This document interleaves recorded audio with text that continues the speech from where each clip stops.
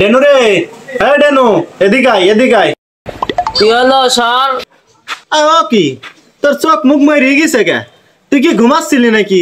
কে তোর কাজ হচ্ছে না, তুই ঘুমাচ্ছিস কেন? হ্যাঁ কাশু স্যার, আজ 3 দিন ধরে তো কোনো রোগী মুগী নেই, আমি ঘুমাবো নাতে কি করব? এত কষ্ট মেনে নেওয়া যায়। তুই আমার কাটা ঘায়ে নুনে সিটা দিলি, যেই কথাটা শুনলে আমার হার্টবিট খুলে মাথায় চলে আসে, তুই সেই কথাটাই করলি। তুই কাজ টুক করলি কি? আজ 7 দিন হইলো, আর 7 দিনের মধ্যে 2টি মাত্র কাস্টমার আইলো। 2টি কাস্টমারে একজন এলো ওষুধ ব্যাগ দিতে, আর আরেকজন যদিও বা ওষুধ নিল সে আবার নিয়ে গেল বাকি, খাতায় লিখতে হলো। এই কাজ কি চলে?